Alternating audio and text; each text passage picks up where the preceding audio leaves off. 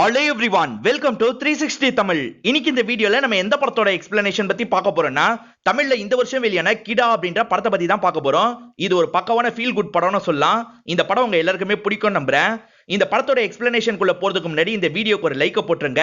நீங்க போடுற லைக் மூலியமா இந்த வீடியோ நிறைய பேர்கிட்ட கொண்டு போய் சேர்க்கப்படும். இப்ப டைம் வேஸ்ட் பண்ணாம நம்ம நேரடியா படத்தோட ஃபுல் எக்ஸ்பிளனேஷன் குள்ள போயிடலாம். படத்தோட ஸ்டார்டிங் சீனே தீபாவளிக்கு ஒரு நாள் முன்னாடி நடக்கிறத நமக்கு காட்டுறாங்க. எல்லாருமே பயங்கரமா ஷாப்பிங்லாம் பண்ணிட்டு இருக்காங்க. இப்ப செல்லையா அப்படின்ற ஒரு பெரியவரை காட்டுறாங்க. இவரும் இவரோட பேரனுக்கு ட்ரெஸ் வாங்கி கொடுக்கணும்னு நினைக்கிறாரு. அதுக்காக ஒருத்தர் கிட்ட காசு கேட்டிருப்பாரு. அந்த நபர் எப்போ வருவாரு அப்படின்ற மாதிரி வெயிட் பண்ணிட்டு இருக்காரு. இப்பதான் அந்த நபர் இருக்காரு பாத்தீங்களா, அவர் பையன் கூடயும் ஃப்ரெண்டு கூடயும் அந்த இடத்துக்கு வராரு. வந்தவர் இருக்காருல, இந்தாங்க பேசின காசு அப்படின்ற மாதிரி தராரு. சரி ஆடை தரலாம் அப்படின்ற மாதிரி செல்லையாவும் ஆடை பாக்குறதுக்காக வராரு. இவர் வச்ச இடத்துல ஆடு காணாம போயிருது.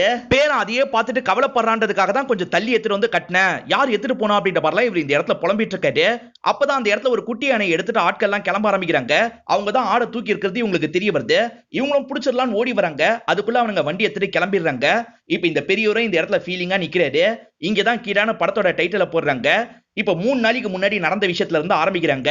இப்ப அந்த பெரியவரோட பேரனை நமக்கு காட்டுறாங்க. இவனோட அப்பா அம்மா ஆக்சிடென்ட்ல இறந்து போயிருப்பாங்க. தாத்தா கூட தான் வளர்ந்துட்டு இருக்கான். கருப்பு அப்படின்ற ஒரு ஆடியும் வளர்த்துட்டு இருக்கான். அந்த ஆடு கூட தான் எல்லா இடத்துக்கும் இவன் சுத்திட்டு இருப்பான்.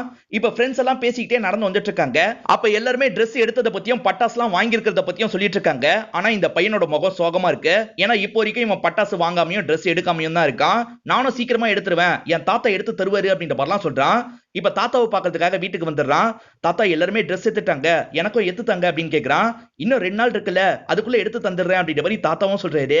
இந்த சின்ன பையன் இருக்கான் பாத்தீங்களா, வேற ஒரு பையனோட ட்ரெஸ் எல்லாம் பாத்துருவான். இப்ப வீட்டுல உட்காந்து சாப்பிட்டு இருக்கும் போது விளம்பரம் ஓடுது. அந்த விளம்பரத்துல அந்த ட்ரெஸ் காட்டுறாங்க.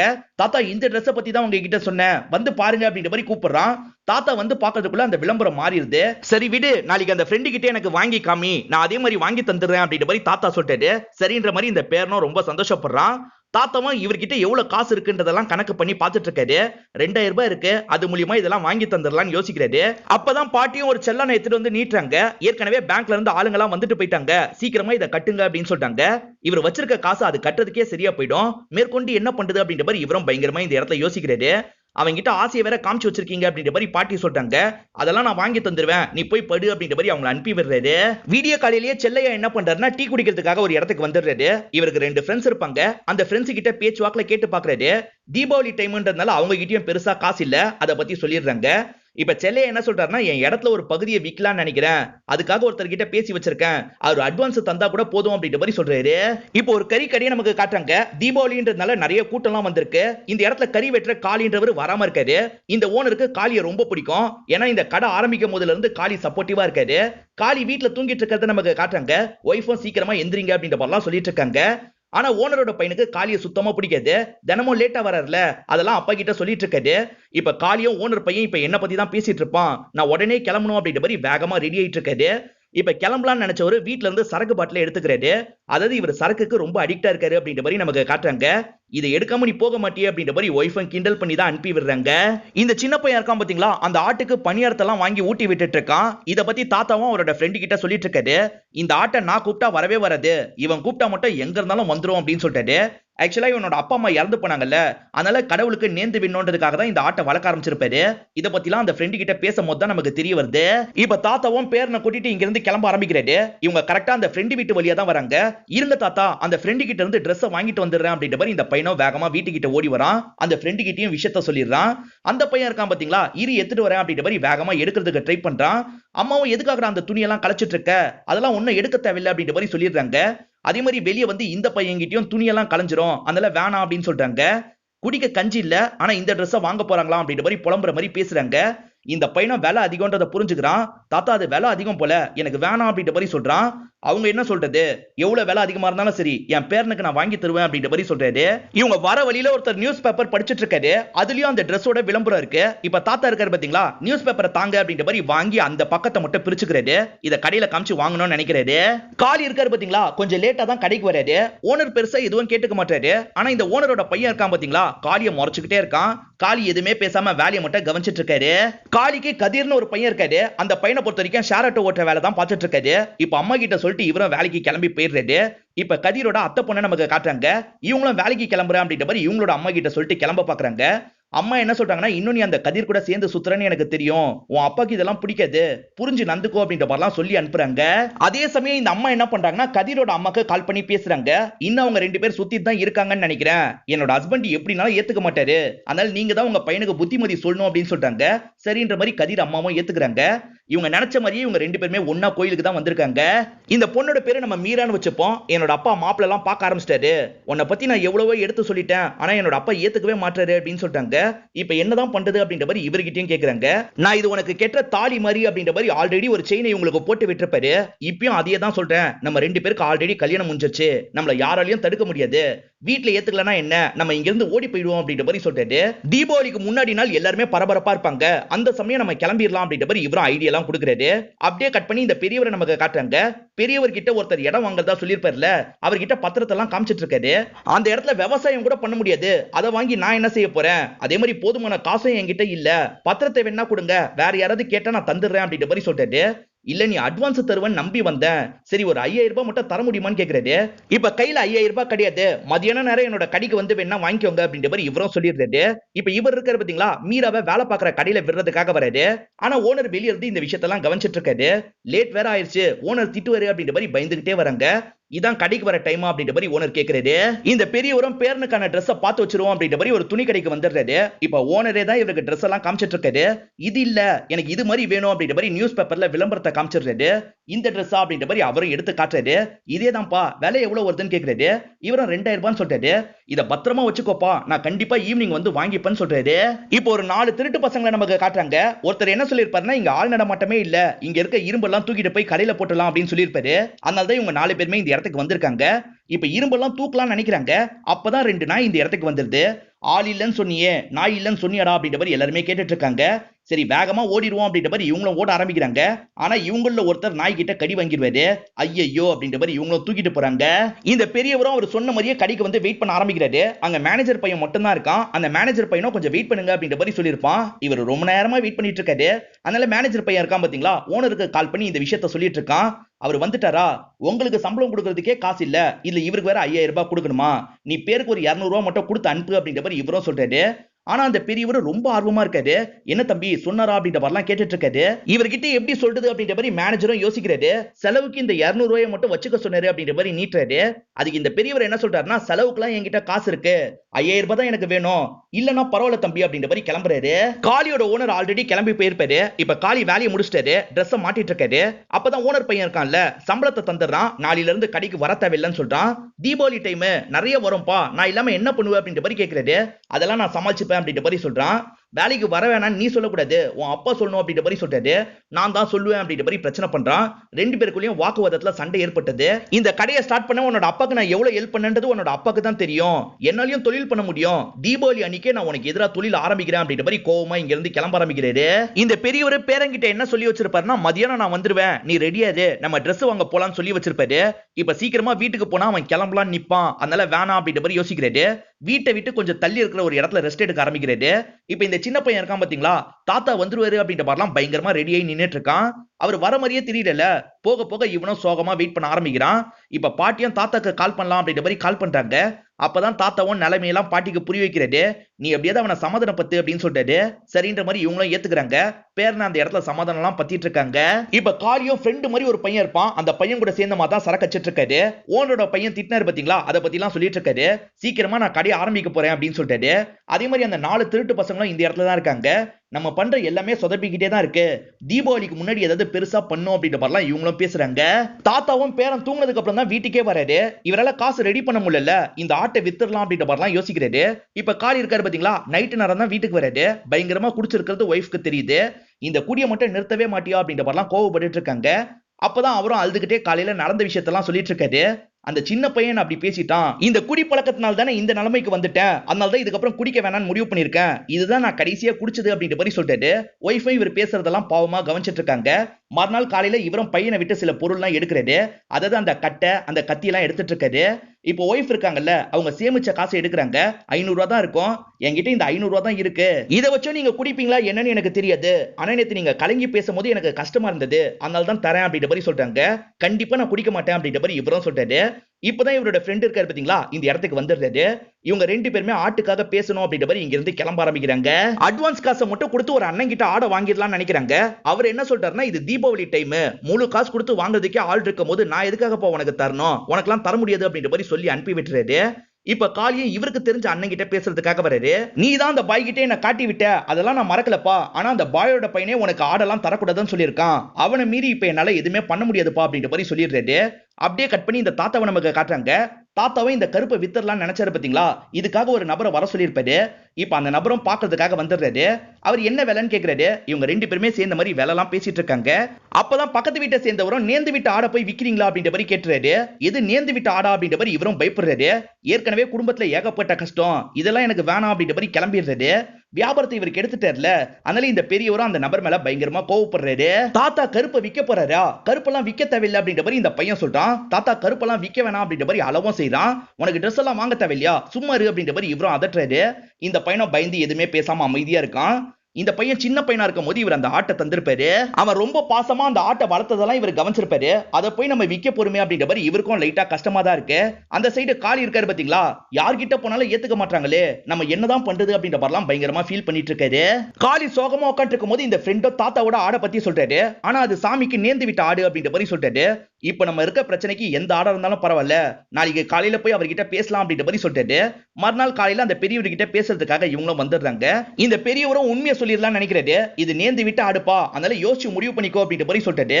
அதெல்லாம் எனக்கு தெரியும், பரவாயில்ல அப்படின்ற மாதிரி இவரும் சொல்லிட்டாரு. இவர் முழு காசை தருவாருன்னு பார்த்தா 500 ரூபாய் நீட்டுறாரு. இந்த பெரியவரும் ஷாக் ஆயிடுறாரு. இந்த பெரியவர் எதுக்காக ஆட விற்க நினைச்சாரு அப்படின்ற விஷயத்த சொல்றாரு. அண்ணே உங்க பிரச்சனை எனக்கு புரியுதுண்ணே, இது வெறும் அட்வான்ஸ் தான், இன்னைக்கு ஈவினிங் குள்ள முழு காசையும் தந்துடுறேன் அப்படின்ற மாதிரி சொல்றாரு. என் பையனுக்கு ட்ரெஸ் வாங்க போனோம்ப்பா, அதனால கொஞ்சம் சீக்கிரமா வந்துரு அப்படின்ற மாதிரி சொல்றாரு. கண்டிப்பா வந்துடுறேன் அப்படின்ற மாதிரி தான் காளி இங்க இருந்து கிளம்பி போயிருப்பாரு. இப்ப மீரா வீட்டுல இருக்கும் போது கதிர் கிட்ட இருந்து கால் வருது. காசு நகன் எதையும் வீட்டுல இருந்து எடுக்காத, உன் சர்டிபிகேட்டை மட்டும் எடுத்துக்கோ, நான் நைட்டு இந்த நேரம் வந்து உன்னை கூட்டு போறேன் அப்படின்ற மாதிரி சொல்றாரு. சரி அப்படின்ற மாதிரி இவங்களும் ஏத்துக்கிறாங்க. இப்ப சர்டிபிகேட்டை மட்டும் எடுத்து வச்சுக்கிறாங்க. அம்மா இன்னைக்கு வேலை கொஞ்சம் டைட்டா இருக்கு, நான் வரதுக்கு லேட் ஆகும் அப்படின்னு சொல்றாங்க. அம்மாவும் சரி அப்படின்ற மாதிரி ஏத்துக்கிறாங்க. இப்ப கால் இருக்கார்ல, எப்படி காசை பெறட்டுறது அப்படின்ற மாதிரி யோசிக்கிறாரு. அப்பதான் ஃப்ரெண்ட் ஒரு ஐடியா கொடுக்குறாரு. அதாவது 1 கிலோ கறி 800 ரூபான்னு விற்கிறாங்க, நம்ம 700 ரூபாய்க்கு தருவோம், அட்வான்ஸா 300 ரூபாய் முன்கூட்டியே வாங்கிப்போம், வீட்டுக்கே வந்து தரோம்னு சொன்னா எல்லாருமே வாங்குவாங்க அப்படின்னு சொல்றாரு. நல்ல ஐடியாவா இருக்குன்னு காளியும் ஏத்துக்கிறாரு. நேரா ஒரு கடைக்கு வராங்க, பேப்பர் பென் எல்லாம் வாங்குறாங்க. இப்ப முதல்ல அந்த நபர்கிட்டயே போனி பண்ணிடுறாங்க. அவரும் வீட்டுக்கே எடுத்துட்டு வந்து தந்துடணும் அப்படின்ற மாதிரி சொல்றாரு. தந்துருவோம்னு சொல்றாங்க.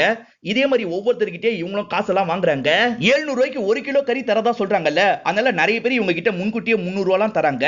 இந்த விஷயத்தெல்லாம் இந்த பாயோட பையன் இருக்கான் பாத்தீங்களா, கவனிச்சுட்டு தான் இருக்கான். இந்த பேரனுக்கு கருப்பை விக்கிறதுல சுத்தமா உடன்பாடே கிடையாது. அந்த பேரனும் கருப்பை சோகமா பார்த்துட்டு இருக்கான். இந்த விஷயத்தை இந்த பெரியவரும் கவனிக்கிறாரு. இவன் முன்னாடி இருக்க வேணாம் அப்படின்றதுக்காக தான் பின்னாடி கொண்டு போய் கட்டி வச்சிருப்பாரு. காளி எப்பதான் வருவாரு அப்படின்ற மாதிரி இந்த பெரியவரும் வெயிட் பண்ணிட்டு இருக்காரு. காளிக்கு இன்னும் கூட காசு தேவைப்படுது. இப்பதான் பையன் வச்சிருக்க காசை பாக்குறாரு. காசு தாரா அப்படின்ற மாதிரி பையன் கிட்ட கேக்குறாரு. பையன் அந்த பொண்ணை கூட்டு போக போறாருல, அதுக்கு இந்த காசு தேவை, அதனால தான் தரதுக்கு ரொம்ப யோசிக்கிறாரு. அதுக்கப்புறம் காசை தந்துடுறாரு. நீயே என் கூட அந்த இடத்துக்கு வான்ற மாதிரி காளி சொல்றாரு. சரின்ற மாதிரி இவரும் ஏத்துக்கிறாரு. இந்த விஷயத்த மீரா கிட்ட சொல்லலாம் அப்படின்ற மாதிரி கால் பண்ணி பேசுறாரு. மீரா நான் வேலை பார்க்குற இடத்துல தான் இருக்கேன், நீ வந்துருவல அப்படின்ற மாதிரி கேக்குறாங்க. ஒரு சின்ன வேலை இருக்கு, அதை முடிச்சுட்டு சீக்கிரமா அந்த இடத்துக்கு வந்துடுறேன் அப்படின்னு சொல்றாரு. அவங்களும் சரின்னு ஏத்துக்கிறாங்க. இப்பதான் ஸ்டார்டிங் சீனோட நமக்கு சிங்க் பண்றாங்க. அந்த 4 திருடங்க இருக்காங்க பாத்தீங்களா, அவங்க தான் குட்டி யானையில அந்த ஆட்டை தூக்கிட்டு போயிருப்பாங்க. விடக்கூடாதுன்றதுக்காக கால் இருக்காரு பாத்தீங்களா, பையனை வண்டி எடுக்க சொல்றாரு. இப்ப அந்த வண்டியில இவங்களும் ஃபாலோ பண்ணிட்டுலாம் வந்துட்டு இருக்காங்க. அந்த 4 பேர் எங்கெல்லாம் ஆடு சீக்குதோ அந்த இடத்துல எல்லாம் தூக்கிட்டு இருக்காங்க. இப்போ ஒரு இடத்த பாக்குறாங்க. ஆனா அந்த ஆட்டோட ஓனர் இருக்காரு பாத்தீங்களா, பக்கத்துல தான் போன் பேசிட்டு இருக்காரு. அவருக்கு தெரியாத மாதிரி தூக்கிடணும்னு நினைக்கிறாங்க. இப்ப கரெக்டா ஆடெல்லாம் தூக்கிட்டு கிளம்புறாங்க. கரெக்டா அவர் பாத்துடுறாரு. விடக்கூடாது அப்படின்ற மாதிரி ஆட்கள் எல்லாம் வர வச்சிடுறாரு. ஆனா ஆட்கள் எல்லாம் வரதுக்குள்ள அவங்க கிளம்பிடுறாங்க. இவரும் பைக் எடுத்துட்டு அவங்கள ஃபாலோ பண்றாரு. அப்படியே கட் பண்ணி இவங்க ஃபாலோ பண்றதை நமக்கு காட்டுறாங்க. இப்ப காளி சோகமா வந்துட்டு இருக்கும் போதுதான் அந்த ஓனர் பையன் கிட்ட இருந்து கால் வருது. என்னப்பா ஆட்டை தொலைச்சிட்டு தேடிட்டு இருக்கியாமே, என்ன காலையிலக்குள்ள கண்டுபிடிச்சிருவியா அப்படின்ற மாதிரிலாம் கிண்டல் பண்றாரு. என்ன பண்றதுன்னு தெரியாம காளியும் இந்த இடத்துல ஃபீல் பண்ணிட்டு இருக்காரு. ஏற்கனவே ஒரு குரூப் தேடிட்டு இருக்காங்க பாத்தீங்களா, அவங்களும் இவங்களும் ஒரு இடத்துல மீட் பண்ணிக்கிறாங்க. அப்பதான் 2 பேரோட ஆடம் காணாம போயிருக்கிறது உங்களுக்கு தெரிய வருது. நீங்க கண்டுபிடிச்சா எங்க கிட்ட சொல்லுங்க, நாங்க கண்டுபிடிச்சா உங்க கிட்ட சொல்றோம் அப்படின்ற மாதிரி பிரிஞ்சு இவங்களும் இந்த இடத்துல தேட ஆரம்பிக்கிறாங்க. பாட்டி என்ன பண்றதுன்னு தெரியாம சோகமா உட்காந்து இருக்கும் போதுதான் ஒரு விஷயம் ஞாபகம் வருது. அதாவது தாத்தாக்கு தெரியாம இவங்க சேர்த்து வச்சிருப்பாங்க. அதை எடுத்து பார்த்தா என்னன்ற மாதிரி இப்பதான் எடுத்து பாக்குறாங்க. அதுக்குள்ள சில்லற காசா நிறைய இருக்கு. எல்லாத்தையும் எண்ணி பார்த்தா ஏறக்குறைய 1000 ரூபாய் கிட்ட வருது. இன்னமும் இந்த 2 குரூப்பை சேர்ந்தவங்க தேடி தான் இருக்காங்க. இப்பதான் கதிருக்கு மீரா கிட்ட இருந்து கால் வருது. கூட்டு போறதுக்கு வரேன்னு சொன்ன, எவ்வளவு நேரம் வெயிட் பண்றது, எல்லாருமே கிளம்ப ஆரம்பிச்சிட்டாங்க, ஓனர் போலியான்னு கேட்டுக்கிட்டே இருக்காரு அப்படின்ற மாதிரி சொல்றாங்க. நான் சீக்கிரமா வந்துடுறேன் அப்படின்ற மாதிரி இவரும் சொல்லிட்டாரு. இவங்க பேசிட்டு இருக்கும் போதே ஓனர் வராரு. அதனால இவங்களும் காலை கட் பண்ணிடுறாங்க. இப்போ இந்த பெரியவரும் பேரும் கூட ஒரு டீ கடையில் தான் இருக்காரு. பேரும் சோகமா இருக்கிறத பாக்குறாரு. கவலைப்படாத, ட்ரெஸ் எடுத்துடலாம் அப்படின்னு பெரியவர் சொல்லிட்டாரு. எனக்கு ட்ரெஸ் எல்லாம் கூட வேணாம், என்னோட கருப்பை மட்டும் எதுவுமே பண்ணாதீங்க, விட்டுருங்க அப்படின்ற மாதிரிலாம் கேட்டுட்டு இருக்கான். இந்த விஷயத்தெல்லாம் பக்கத்துல இருந்து காலியும் கவனிப்பாரு. லைட்டா ஃபீல் பண்ணிட்டு இருக்காரு. இப்பதான் அந்த குரூப்பை சேர்ந்தவங்க தகவலை பாஸ் பண்றாங்க. அவங்க இந்த வழியா தான் வருவாங்க. சோ இவங்களும் வேகமா அந்த குரூப்பை ஃபாலோ பண்றாங்க. ஏகப்பட்ட பேர் துரத்திட்டு வராங்கல்ல, அதனால இவங்க பயத்துல வண்டியை இடகுடமா ஓட்டுவாங்க. வண்டி ஒரு இடத்துல கவுந்துருது. ஆடெல்லாம் ஒவ்வொரு பக்கம் போயிட்டு இருக்கு. இவங்களும் தப்பிச்சு ஓடணும் அப்படின்ற மாதிரி இவங்களுக்கு பயந்து ஓடிட்டு இருக்காங்க. இவங்க இருக்காங்கல்ல, ஆட்டை கண்டுபிடிப்போம் அப்படின்ற மாதிரி பிரிஞ்சு தேட ஆரம்பிக்கிறாங்க. அவரு சம்பந்தப்பட்ட ஆடுங்க எல்லாமே கிடைச்சிருது. ஆனா இவங்களோட ஆடு கிடைக்கவே மாட்டேங்குது. இவங்களும் தேடிக்கிட்டே இருக்காங்க. இந்த பாட்டி இருக்காங்க பாத்தீங்களா, அவங்களோட ஃப்ரெண்ட் ஒருத்தங்கள பாக்குறதுக்காக வந்துடுறாங்க. பேரை அடம் முடிச்சான் பாத்தீங்களா, அதை பத்தி எல்லாம் சொல்லிடுறாங்க. என்கிட்ட சில்லற காசு 1000 ரூபாய் இருக்கு, இதை வச்சு கடைக்கு போக முடியாது, நோட்டா தந்தா நல்லா இருக்கும் அப்படின்ற மாதிரி சொல்றாங்க. சரின்ற மாதிரி இந்த பாட்டி இருக்காங்கல்ல, பையன் கிட்ட சொல்லி நோட்டா வாங்கிக்கிறாங்க. பையன் ஏற்கனவே தீபாவளி செலவுக்கு நீங்க ஒரு 500 ரூபாய் வச்சுக்கோங்கமா அப்படின்ற மாதிரி தந்திருப்பாரு. அதையும் சேர்த்து தரலாம் அப்படின்ற மாதிரி இவங்களும் முடிவு பண்றாங்க. அதே மாதிரி இவங்க பேருனுக்காக நிறைய பட்டாசுலாம் வாங்கி வச்சிருப்பாங்க. அதுல இருந்து கொஞ்சம் எடுத்து போடலாம் அப்படின்னு நினைக்கிறாங்க. இந்த விஷயத்த பேரனும் கவனிக்கிறான். கவனிச்ச பேரன் இருக்கான் பாத்தீங்களா, இன்னும் நிறைய எடுத்து போட்டுக்கோங்க அப்படின்ற மாதிரி இவனும் எடுத்து போடுறான். இப்ப இவங்களும் அந்த பையை எடுத்துட்டு வந்து இவங்க கிட்ட தராங்க. அதே மாதிரி 1500 ரூபாய் தராங்க. 1000 ரூபாய்க்கு பதிலா 1500 ரூபாய் இருக்கு அப்படின்ற மாதிரி அவங்க சொல்றாங்க. என் பையன் என்னோட செலவுக்காக 500 ரூபாய் தந்தான், பரவாயில்ல உங்க பேரனுக்கு ட்ரெஸ் வாங்கி கொடுங்க அப்படின்ற மாதிரி சொல்றாங்க. அதே மாதிரி நாளைக்கு சாப்பிடவும் வந்துருங்க அப்படின்ற மாதிரி சொல்லி அனுப்புறாங்க. மீராவோட பாஸ் ரொம்ப ரஃப்பான டைப் அப்படின்ற பார்த்தா நமக்கு காமிச்சிருப்பாங்க.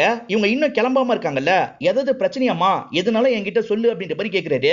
இவங்களும் சொல்லிடலாம் அப்படின்ற மாதிரி இவங்களோட பிளான் எல்லாத்தையும் இவர்கிட்ட சொல்லிடுறாங்க. ஆடு மிஸ் ஆயிடுச்சு அப்படின்றது ஊர்ல இருக்க நிறைய பேருக்கு தெரிய வந்துருது.